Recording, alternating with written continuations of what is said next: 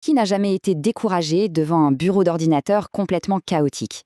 Vous savez, avec tous ces fichiers qui s'empilent encore et encore, eh bien aujourd'hui, on va voir comment Python peut devenir notre meilleur allié pour transformer tout ce bazar en un système super bien organisé. Et le meilleur dans tout ça, c'est que ça se fait tout seul, de manière automatique. Ah, le dossier de téléchargement. On le connaît tous, n'est-ce pas? C'est un peu le cimetière des fichiers oubliés, des documents avec des noms complètement improbables. Si cette situation vous parle, eh bien, pas de panique. On est vraiment tous passés par là. La bonne nouvelle, c'est qu'il y a une solution et elle est à la fois simple et super puissante. Ça, c'est le genre de choses qui nous parle, hein. Mais est-ce qu'on réalise qu'une mauvaise gestion de fichiers comme ça peut nous coûter des heures, je dis bien des heures, de productivité chaque semaine? C'est fou quand on y pense. Et c'est justement cette perte de temps, cette perte d'énergie, ce désordre numérique qu'on va apprendre à éliminer une bonne fois pour toutes. Alors, la question c'est comment on fait pour dompter cette jungle numérique? Notre arme secrète, notre super outil, c'est Python. Il faut l'imaginer un peu comme un bibliothécaire personnel, mais version ultra efficace. Vous savez, le genre de personne capable de trier, ranger et classer des milliers de documents à une vitesse folle. Au cœur de cette solution, il y a un truc qui s'appelle le module OS. Pensez-y comme un traducteur universel.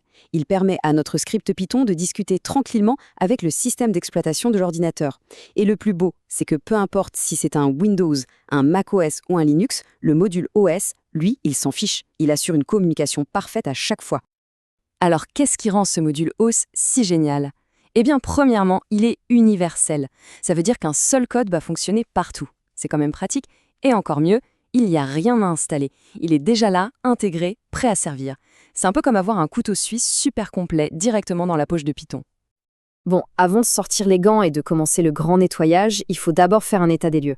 C'est un peu comme un explorateur qui arrive sur un nouveau territoire. Avant de construire quoi que ce soit, il doit d'abord faire une carte des environs. C'est pareil pour nous. On doit d'abord voir et comprendre notre espace numérique. La première notion à maîtriser, c'est ce qu'on appelle le répertoire de travail actuel, ou Current Working Directory en anglais, souvent abrégé CWD. En gros, c'est juste le dossier dans lequel notre script Python est en train de tourner à un moment donné.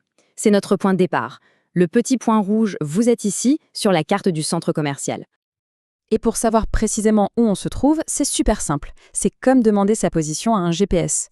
En Python, la petite commande magique pour faire ça, c'est os.getCWD. Hop, et on a instantanément l'adresse complète de notre emplacement. Ok, maintenant qu'on sait où on est, il est temps de regarder ce qu'il y a autour de nous. Pour ça, on a deux options. La première, os.listdir, nous donne une liste toute simple avec juste les noms des fichiers et des dossiers. C'est rapide, c'est direct, parfait pour un coup d'œil. Mais si on veut plus de détails, il y a os.scandir. Là, c'est la version de luxe. On a le nom, la taille, le type, bref, la carte d'identité complète de chaque élément.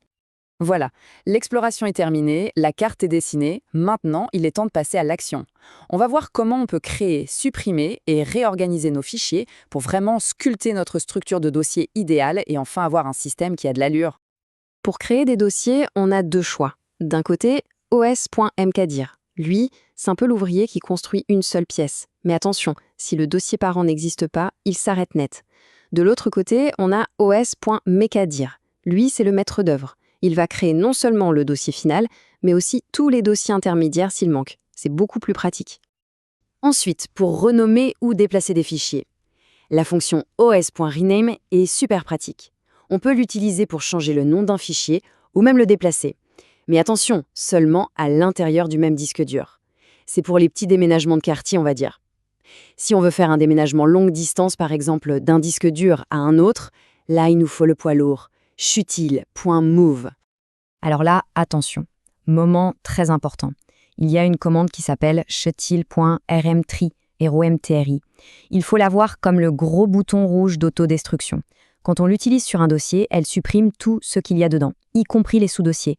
Et le pire, c'est que ça ne va pas dans la corbeille. C'est une suppression définitive. Donc il faut être extrêmement prudent avec ça.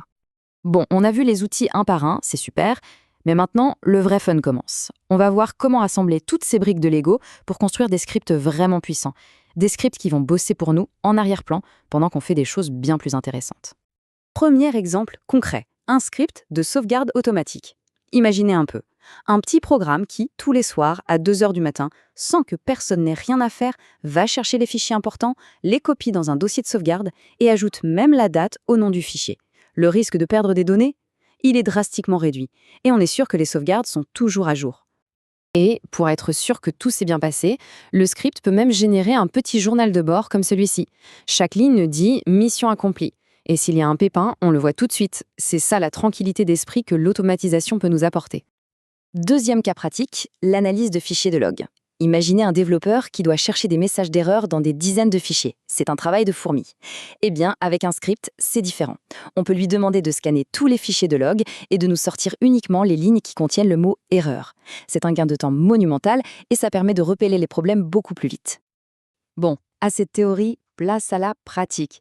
Et si on construisait un petit projet pour mettre tout ça en application? L'idée, c'est de créer un organisateur de fichiers automatique. C'est le projet parfait pour commencer et surtout, c'est quelque chose d'incroyablement utile au quotidien. La logique derrière ce script est vraiment simple, en 4 étapes. Premièrement, on liste tous les fichiers dans le dossier qu'on veut ranger. Deuxièmement, pour chaque fichier, on regarde son extension. .pdf, .jpg, .docx, etc. Troisièmement, on crée un dossier pour chaque type d'extension qu'on a trouvé s'il n'existe pas déjà. Et enfin, quatrième étape, on déplace chaque fichier dans le bon dossier. C'est tout. Et voilà, on a maintenant toutes les clés en main pour commencer à automatiser notre propre environnement numérique. Les possibilités sont vraiment infinies. Alors la question maintenant, ce n'est plus comment, mais quoi? Quelle est la première tâche répétitive que vous allez automatiser pour vous simplifier la vie?